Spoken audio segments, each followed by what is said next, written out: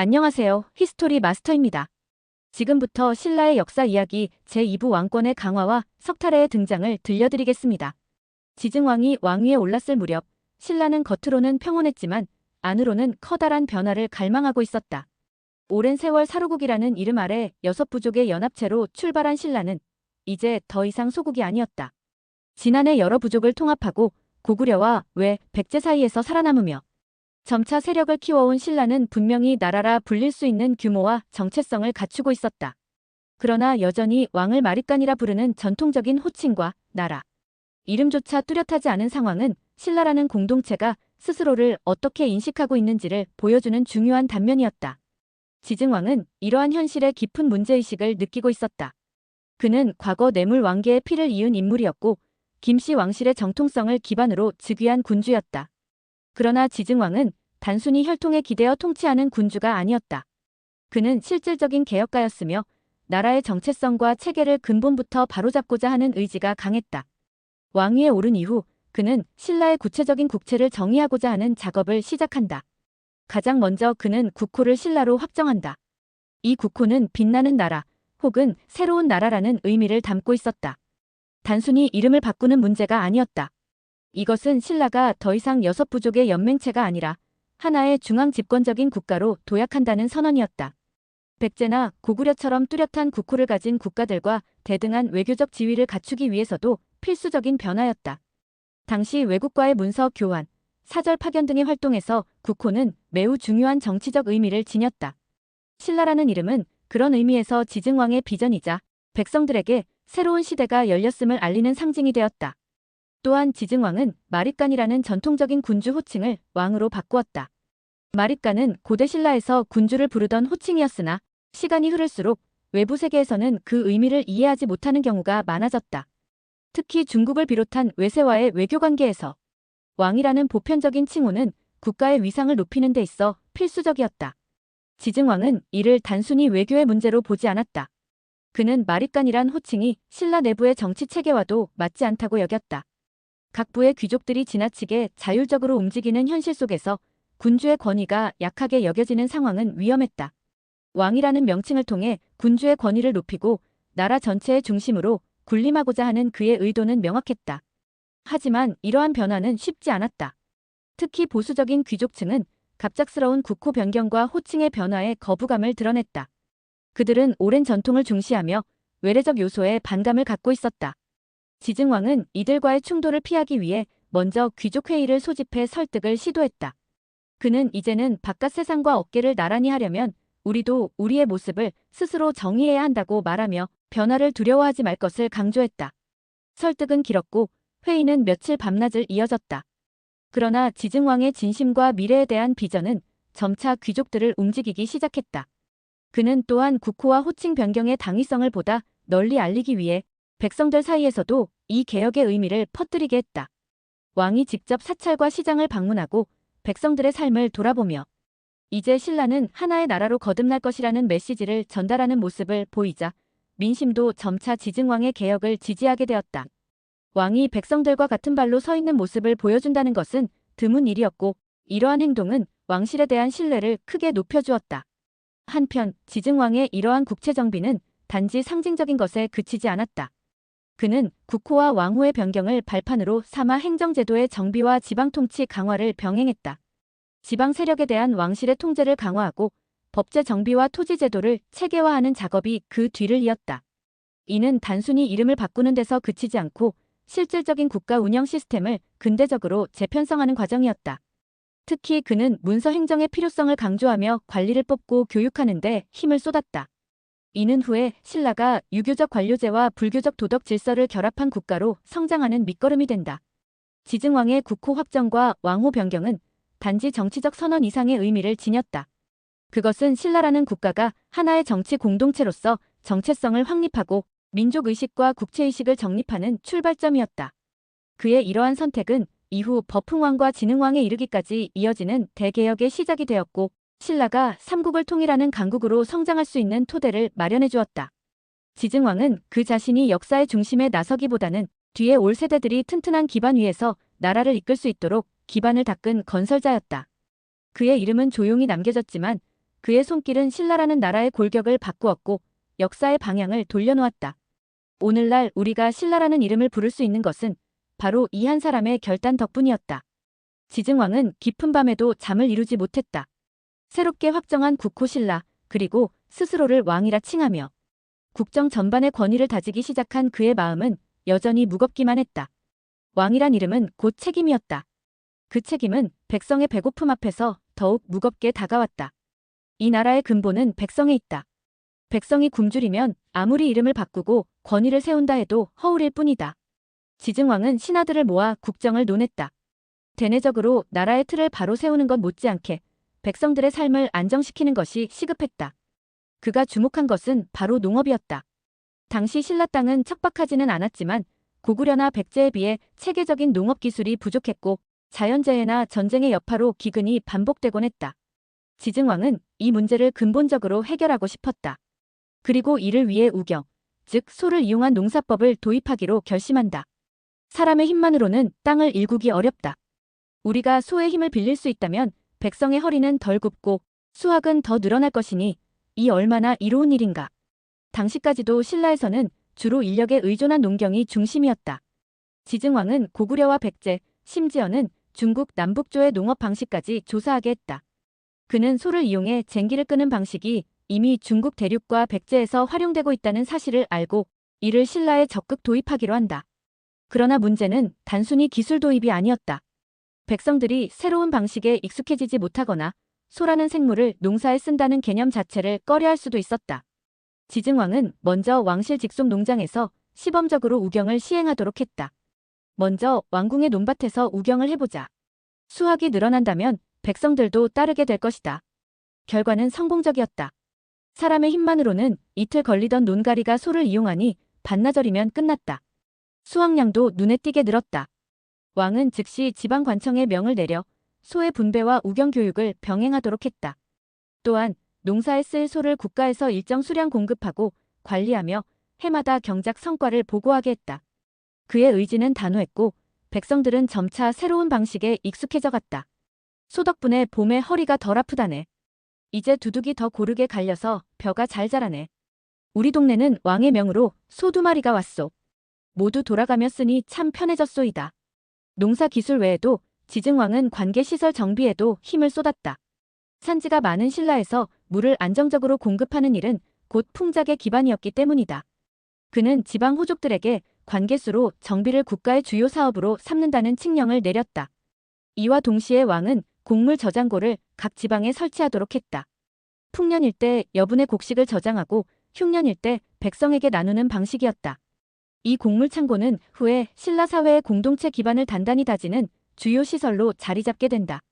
농업 외에도 그는 백성의 삶을 구체적으로 파악하기 위해 호적제도를 정비하기 시작했다. 백성의 수, 토지의 규모, 각 가호의 생활 수준을 파악하고 이를 통해 세금과 병역, 곡물 분배의 기준을 마련하고자 했다. 이 모든 노력은 단 하나의 명확한 목표를 향하고 있었다. 신라는 강한 나라가 되어야 한다.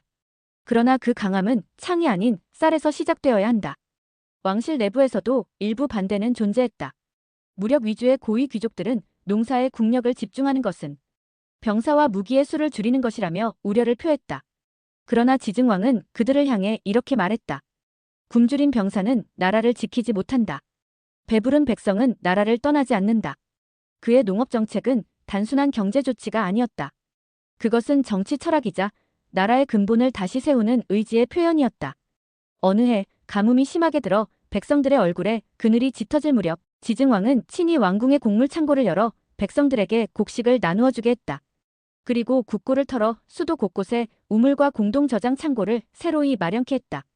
이 물 한 바가지, 이 쌀 한 되가 천금보다 귀하도다. 그의 정책은 시간이 지나며 결실을 보기 시작했다.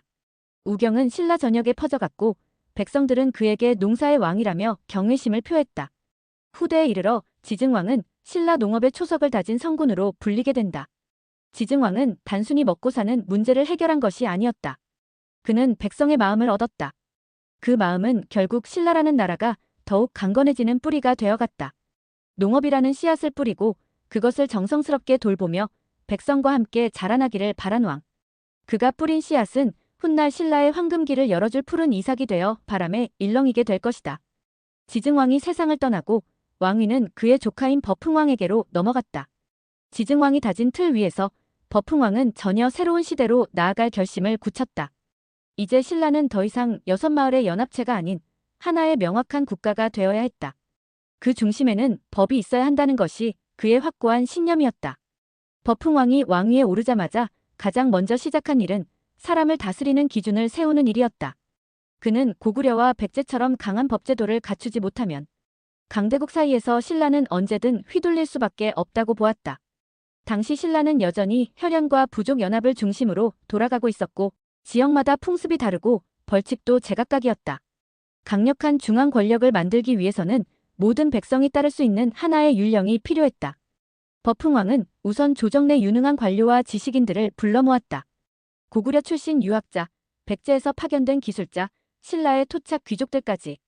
그는 모두의 지혜를 모아 신라에 맞는 율령을 만들고자 했다. 논의는 오랜 시간 동안 이어졌고 귀족들의 반대도 만만치 않았다. 특히 종래의 관습에 익숙했던 자들은 새로운 법, 제정이 자신들의 특권을 위협할 수 있다고 느껴 강하게 저항했다. 그러나 버풍왕은 꺾이지 않았다. 마침내 그는 520년 신라 최초의 공식 율령을 반포했다. 이 율령은 단순히 법을 세운 것이 아니었다.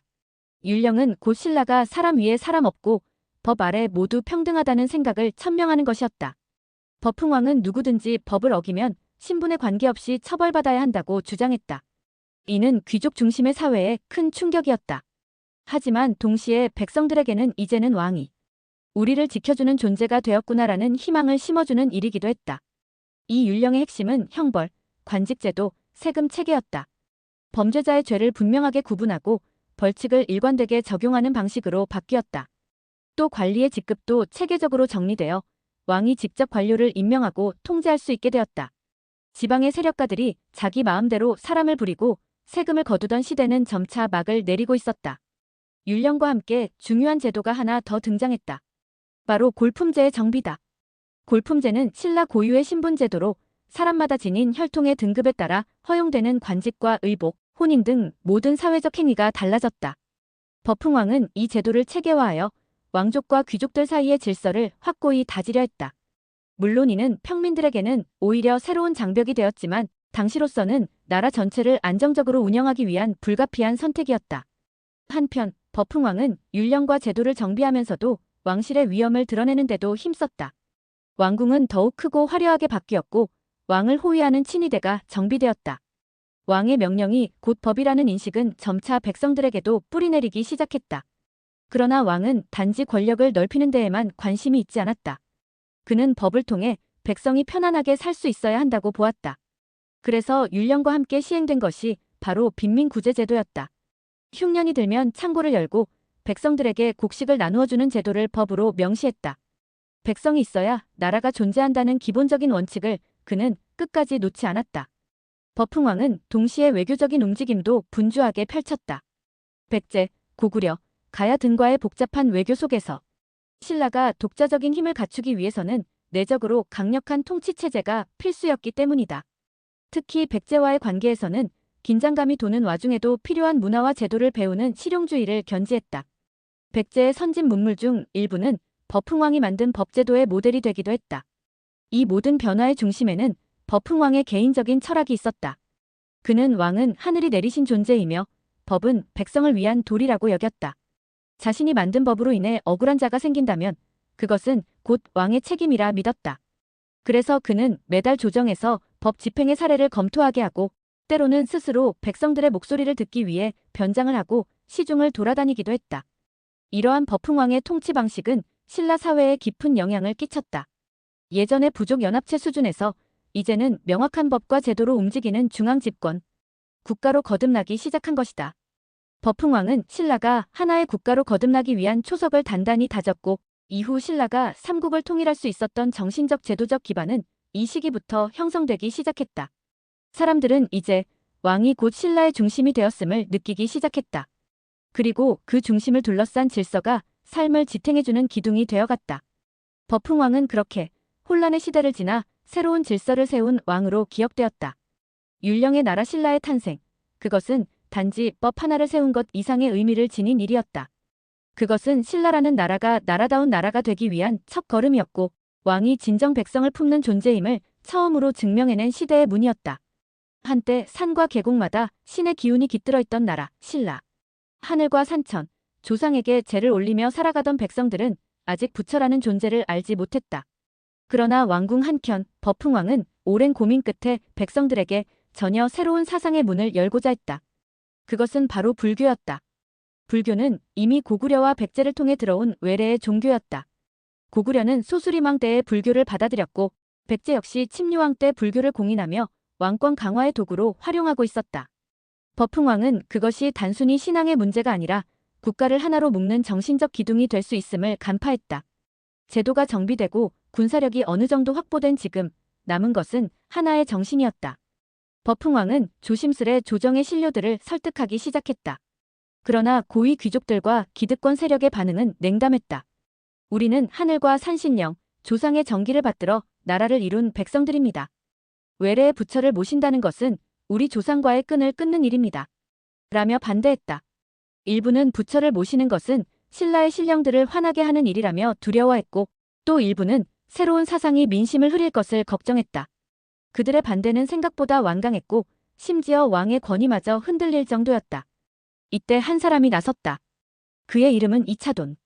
버풍왕을 지지하던 충신이자 불법에 심취한 불자였다. 그는 왕에게 간언했다. 전하, 백성이 받아들이지 못하는 건 이해입니다. 하지만 시대를 앞서 나가는 길엔 언제나 피가 따릅니다. 제가 죽어 그 길을 열겠습니다.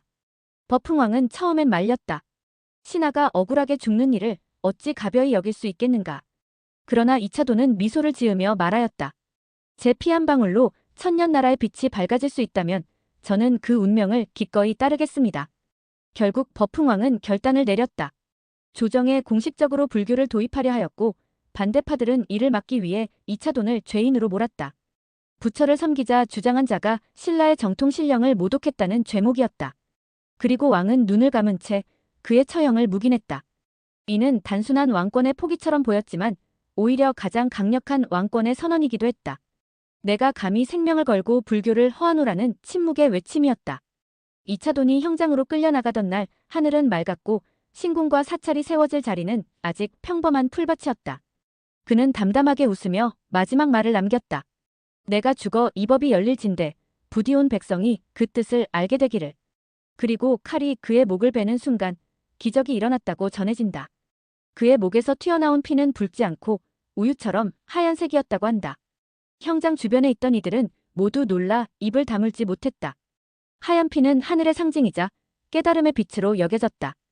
귀족들마저도 이 광경 앞에서 더 이상 말을 잇지 못했고 불교를 반대하던 무리도 그 자리에서 무릎을 꿇었다. 그날 이후 버풍왕은 공식적으로 불교를 신라의 국교로 인정했다. 나라의 불당이 세워지고 승려들이 공공연히 법을 설할 수 있는 길이 열렸다. 백성들도 처음엔 낯설어했지만 점차 불교의 자비와 연기를 통해 삶의 위로를 받기 시작했다. 버풍왕은 단순히 종교를 받아들인 것이 아니라 나라의 정신을 바꿨다. 조상의 땅에서 왕조는 계속되었지만 그 중심에 정신의 법이 자리 잡은 것이다. 이제 신라는 더 이상 산신과 천신에게만 기도하는 나라가 아니었다. 내세를 꿈꾸며 윤회의 고리를 이해하고 자비로움을 국정의 근본으로 삼으려는 나라로 진화해가고 있었다. 이차돈의 순교는 단지 한 명의 죽음이 아니었다.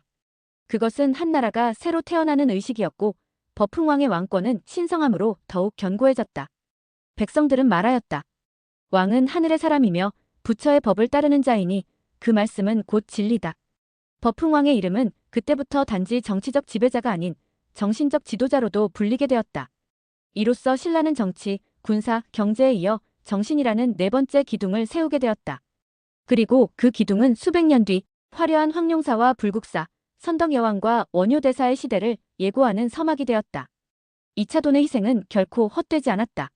신라는 불교의 나라로 다시 태어났고 왕권은 더욱 강화되었으며 백성은 마음의 안식을 찾을 수 있었다. 신라는 다시 한번 도약할 준비를 마친 것이다. 신라의 하늘 아래 바람은 서서히 방향을 틀고 있었다. 왕좌에 앉은 이는 버풍왕. 나라를 일으킨 자로서의 책임감은 그의 어깨를 무겁게 눌렀지만 그는 결코 주저하지 않았다. 이미 율령을 반포하며 신라를 법치의 길로 이끌었고 불교를 공인하며 백성의 영혼까지 품으려 했다. 그러나 정작 그 앞을 가로막는 가장 단단한 벽은 따로 있었다.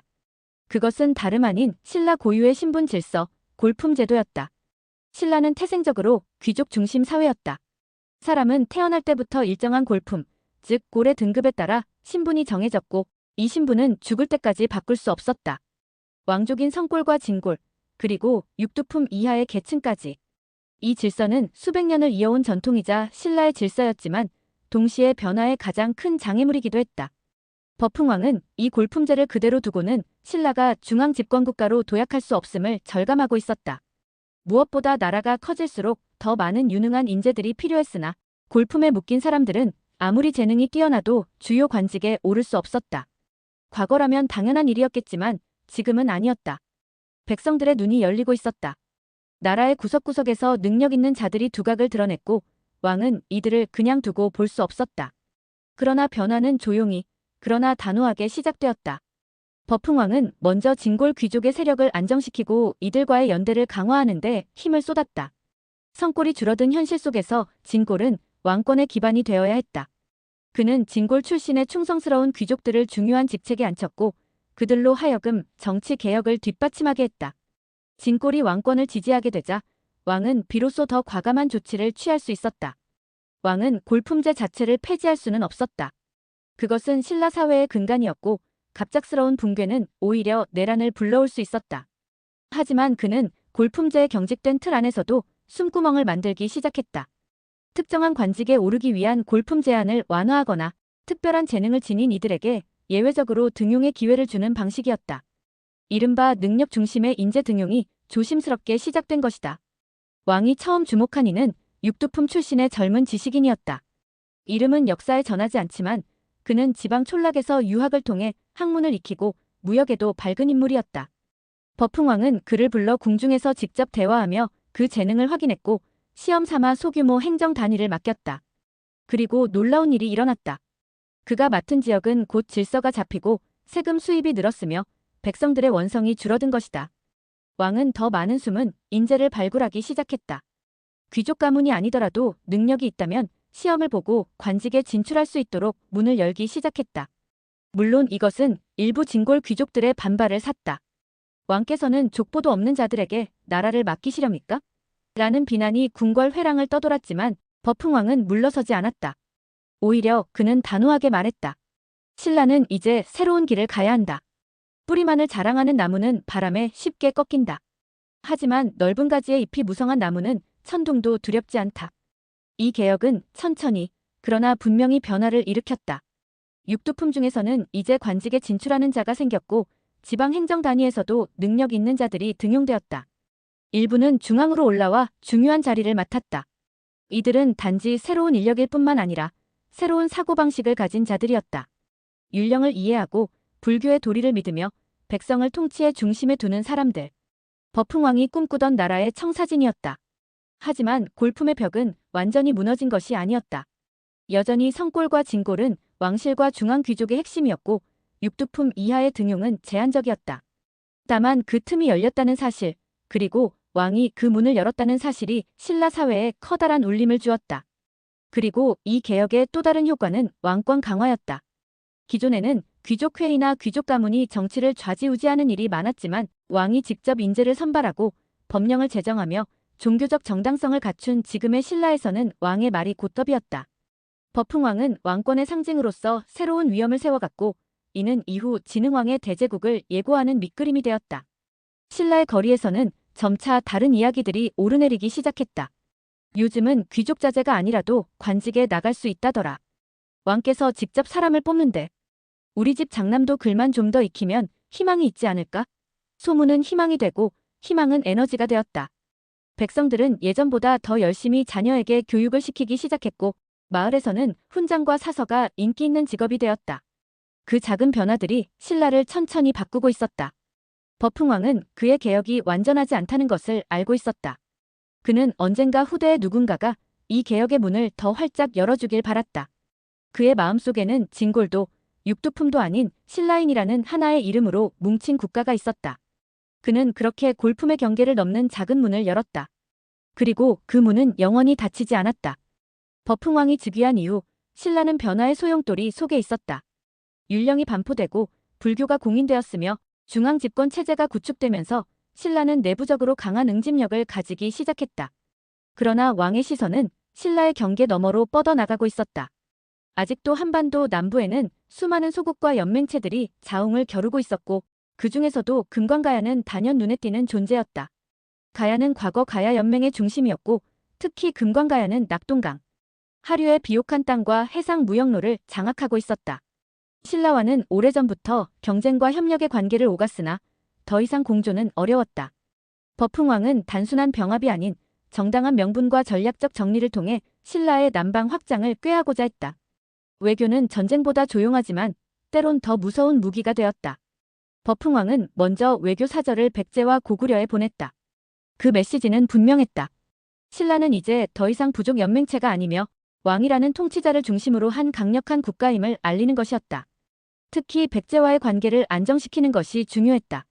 당시 백제 역시 가야의 해상 교역로에 관심을 두고 있었기 때문에 신라와 금관가야의 충돌은 백제에게도 민감한 문제였다. 버풍왕은 백제와의 직접적 충돌을 피하기 위해 사신을 통해 가야의 안정을 통한 삼국평화라는 명분을 제시했다. 금관가야는 이미 쇠퇴의 길을 걷고 있었다.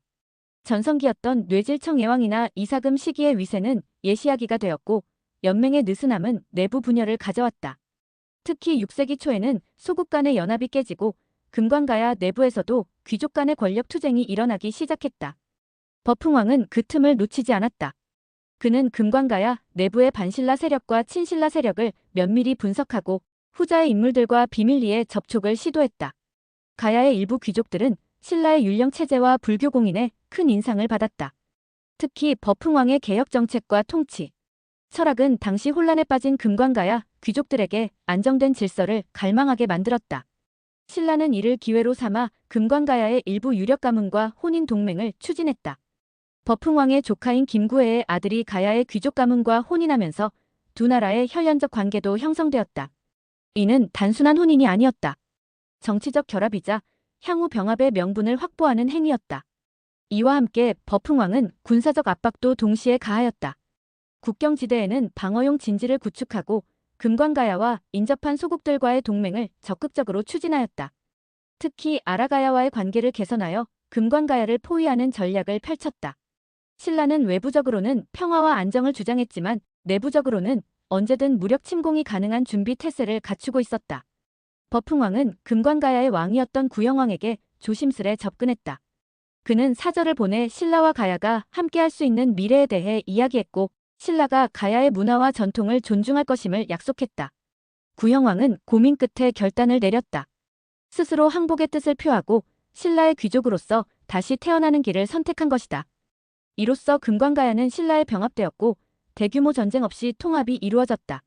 신라는 병합 이후 금관가야 지역에 신라의 제도와 행정 조직을 확대해 나갔다. 동시에 금관가야의 문화를 신라에 융합하려는 시도도 병행되었다. 금관가야의 장인과 기술자들이 신라로 유입되었고 그들의 철기 문화와 토기 기술은 신라의 산업 발전에 크게 기여했다. 특히 금관가야의 무덤 양식과 철제 무기 제작 기술은 신라의 군사력 향상에 중요한 전환점이 되었다. 이 병합은 단순한 영토 확장이 아니었다. 버풍왕은 이를 통해 신라가 삼국 가운데 하나의 확고한 세력으로 자리매김할 수 있는 발판을 마련했다. 외교적 설득과 전략, 혈연 동맹, 제한적 무력, 압박을 조화롭게 활용한 이 과정은 신라의 외교적 성숙함을 보여주는 대표적인 사례였다. 백제는 처음에는 금관가야 병합을 예의주시했으나 신라의 강력한 중앙 집권 체제와 단단한 왕권을 목도하면서 경계심을 더욱 키우게 되었다. 고구려 역시 남쪽의 변화에 주목했고 이후 신라와 고구려 간의 긴장감은 점점 고조되어 갔다. 그러나 버풍왕은 한 발 앞서 준비를 끝낸 상태였다. 신라는 내부 개혁을 통해 강해졌고 이제 외부 세계와 당당히 맞설 수 있는 힘을 가지게 된 것이다. 그리하여 신라는 금관가야 병합을 기점으로 본격적인 삼국 경쟁 구도 속에 뛰어들게 되었다. 외교와 정치를 병행하며 군사력과 명분을 동시에 확보한 버풍왕의 전략은 후대에까지 깊은 울림을 남겼고 이는 신라가 대국으로 성장하는 초석이 되었다. 이제 신라는 더 큰 역사의 무대 위에서 더욱 치열한 생존과 패권의 싸움을 준비하고 있었다. 한 세대 전만 해도 신라는 여러 마을이 모여 이루어진 느슨한 연합체에 불과했다. 왕이라는 존재는 하늘의 뜻을 전하는 상징에 가까웠고 마립간이라는 호칭은 여전히 부족장들의 합의 아래 움직이던 시대의 잔재였다. 하지만 시간이 흐르며 왕이라는 이름 아래 나라의 뼈대가 하나둘씩 세워지기 시작했다. 그 중심에는 지증왕과 그의 뒤를 이은 버풍왕의 과감한 선택들이 있었다. 버풍왕은 단순한 정복자도 탁월한 사상가도 아니었다. 그는 조용히 그러나 단호하게 나라의 틀을 바꾸는 인물이었다. 지증왕이 남긴 기틀 신라라는 국호, 왕이라는 칭호, 농업을 통한 백성 안정화 위에 버풍왕은 국가 운영을 위한 제도를 채워 넣었다. 율령을 반포하고 불교를 공인하고 골품제를 재정비하며 인재를 다시 뽑았다. 그 모든 흐름이 모여 이제 신라는 더 이상 변방의 소국이 아니라 고대 국가로 진입할 준비를 마친 강국으로 탈바꿈하고 있었다. 왕궁의 아침은 일찍 시작되었다. 관료들이 왕의 명을 받기 위해 모여드는 자리엔 예전보다 엄격한 질서가 있었다. 이제 신라에는 명확한 관직 체계가 존재했고 각자의 직책에 따라 일과 권한이 나뉘었다. 버풍왕은 여러 차례에 걸쳐 율령을 손질하며 나라를 다스리는 일에 감정이 개입되어선 안 된다고 강조했다. 왕이라도 법 위에 군림할 수 없다는 철학은 당시로서는 파격이었다. 그러나 제도를 바꿔도 사람의 마음을 바꾸는 일은 쉽지 않았다. 특히 골품제를 기반으로 한 신분 질서는 여전히 강고했다. 진골 귀족들은 여전히 권력을 독점했고 육두품 이하의 인재들은 높은 벽 앞에서 좌절하곤 했다. 하지만 버풍왕은 인재를 쓰는 일에 있어 출신보다 능력을 보는 방향으로 정책을 조금씩 바꾸어 나갔다. 그 움직임은 아직 대놓고 표면화되지는 않았지만 차츰 신라의 공직 체계 안에 변화의 기운을 불러일으켰다. 그 무렵 금관가야의 병합이 이루어지며 신라의 국력은 외적으로도 드러났다. 이 전쟁은 단순한 확장이 아니었다. 낙동강 서부의 전략 요충지를 확보함으로써 신라는 백제와 고구려 사이에서보다 주도적인 위치를 점하게 되었다. 국경은 더 넓어졌고 관리할 땅도 늘었다. 이에 따라 버풍왕은 지방행정체계도 손보기 시작했다. 각지에 파견된 관리들은 단순한 세금 수구먼이 아니라 왕의 뜻을 직접 전달하는 대리인이 되어야 했다. 수도 경주의 분위기도 눈에 띄게 달라졌다. 도로가 넓어졌고 관청들이 정비되었으며 절과 탑이 들어서며 도시 전반에 새로운 분위기가 감돌았다. 불교는 단순한 종교가 아니라 왕권의 정당성을 뒷받침하는 중요한 정신적 기둥이 되었다. 신라 백성들은 왕이 하늘의 뜻을 받들고 부처님의 자비로 나라를 다스린다고 믿기 시작했다. 이차돈의 순교는 여전히 사람들 입에 오르내렸고 그의 희생은 하나의 신화가 되어 민심을 사로잡았다. 왕은 더 넓은 미래를 바라보고 있었다. 이미 늙고 병든 몸이었지만 버풍왕은 매일같이 지도를 펴놓고 나라의 내일을 설계했다. 특히 그는 손자 진흥에게 각별한 관심을 쏟았다. 조용하고 총명한 아이는 벌써부터 궁궐의 정치적 흐름에 민감하게 반응했고 버풍왕은 그를 신라의 다음 세대를 이끌 인물로 점찍고 있었다. 나는 다하지 못한 일을 내가 마무리해야 한다. 버풍왕은 진흥의 손을 잡고 말했다. 나라의 틀은 세웠다. 이제 그 틀 안을 가득 채울 너의 시대가 올 것이다. 이 말은 단순한 기대가 아니었다. 버풍왕은 진흥왕을 위해 인적 기반과 정치적 후원을 하나씩 마련해 주었다. 귀족들의 반발을 피하기 위해 권력을 천천히 이양했고 진흥이 왕이 되었을 때 주변의 누구도 이의를 제기할 수 없도록 준비했다. 이런 준비 덕분에 진흥왕은 즉위하자마자 신라 역사상 가장 찬란한 정복과 개혁을 이룩하는 군주로 성장할 수 있었다. 버풍왕의 치세 말기 한 늙은 학자가 이렇게 기록했다. 우리 신라는 이제 나라다운 나라가 되었다. 법과 제도가 있고 종교가 있고 백성이 있으며 그 모두를 아우르는 왕이 있다. 이 모든 것은 하루아침에 이루어진 것이 아니며 두 왕의 인내와 고뇌가 쌓여 만들어낸 위대한 발자취이다. 이 나라가 앞으로 어떤 길을 걷게 될지는 모르나 지금 이 기틀 위에선 그 누구도 신라를 작다하지 못할 것이다. 그 밤 궁궐에선 부드러운 바람이 불었다. 정비된 관제 아래 조용히 일하는 관리들, 절의 종소리를 들으며 귀가하는 백성들, 그리고 왕의 꿈을 이어받을 미래의 군주까지. 신라는 이제 막 고대 국가로서의 첫걸음을 내디뎠다. 그리고 그 발걸음은 앞으로 100년을 넘어 1000년의 왕국으로 이어질 기초가 되었다. 버풍왕은 자신이 하지 못한 일을 후대에 맡기며 조용히 왕위에서 내려올 준비를 시작했다. 자신은 무대의 뒤로 물러나더라도 신라는 계속 걸어갈 것임을 믿었기에 그의 마지막 기록에는 이렇게 적혀 있었다. 나는 벽돌을 쌓았다. 내 뒤에 오는 이들은 그 위에 탑을 세울 것이다.